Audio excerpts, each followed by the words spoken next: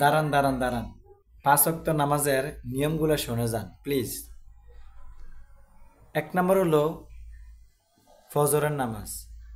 ফজরের নামাজ 4 রাকাত। 2 রাকাত হলো সুন্নতে মুয়াক্কাদা, যা পড়তেই হবে, না পড়লে গুনাহ হবে। আর 2 রাকাত হলো ফরজ। এবং 2 নাম্বার যেটা আছে সেটা হলো জোহর নামাজ। জোহর নামাজ হলো 12 রাকাত। 12 রাকাতের ভিতরে প্রথম 4 রাকাত হলো সুন্নতে মুয়াক্কাদা, যা পড়তেই হবে, না পড়লে গুনাহ হবে। এরপরে 4 রাকাত হলো ফরজ। ফরজ নামাজের পরে 2 রাকাত সুন্নত পড়তে হবে এবং 2 রাকাত নফল নামাজ পড়তে হবে।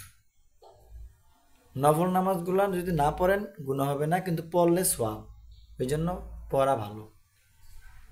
3 নম্বর হলো আসর নামাজ। আসর নামাজ হলো 8 রাকাত। 8 রাকাতের ভিতরে প্রথম 4 রাকাত হলো সুন্নত। এই 4 রাকাত সুন্নত যদি আপনি পড়েন অনেক সওয়াব হবে, না পড়লে গুনাহ হবে না। এরপরে 4 রাকাত ফরজ। 4 নম্বর হলো মাগরিবের নামাজ। মাগরিবের নামাজ হলো 7 রাকাত। ফরজ নামাজের আগে কোনো সুন্নত নাই। 3 রাকাত ফরজ নামাজ পড়তে হবে,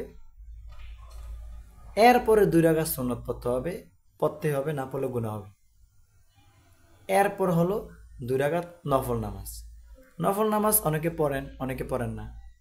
যারা পড়েন তাদের সওয়াব হবে, যারা পড়েন না তাদের সওয়াব হবে না, কিন্তু গুনাহ হবে না। 5 নম্বর হলো এশার নামাজ। এশার নামাজ হলো 15 রাকাত। প্রথম যে 4 রাকাত সুন্নত আছে এটা পড়লে অনেক সওয়াব, না পড়লে গুনাহ হবে না।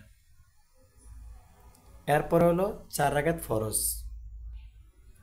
ফরজ নামাজের পরে 2 রাকাত সুন্নত পড়তেই হবে। এরপরে হলো 3 রাকাত বিতির নামাজ।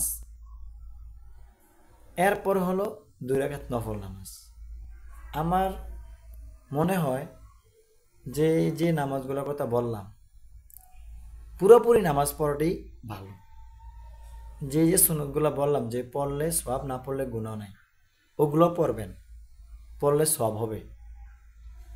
কারণ নামাজ হলো বেহেশতের চাবি।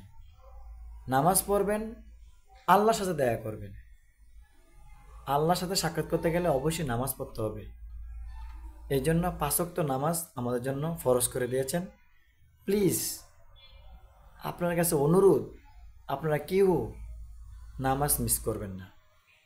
5 ওয়াক্ত জামাতের সহকারে নামাজ পড়ার চেষ্টা করবেন। আপনাদের কাছে অনুরোধ, প্লিজ আপনারা 5 ওয়াক্ত নামাজ পড়বেন প্লিজ। কারণ নামাজ হলো বেহেশতের চাবি। নামাজ না পড়লে আপনি জানাতে গেলে অবশ্যই আপনি আটকে যাবেন। কারণ আল্লাহ তাআলা বলেই দিয়েছেন নামাজ হলো বেহেশতের চাবি। অবশ্যই নামাজ পড়তে হবে এবং নামাজটা কায়েম করতে হবে। অনেকে বলেন ভাই কায়েম কি?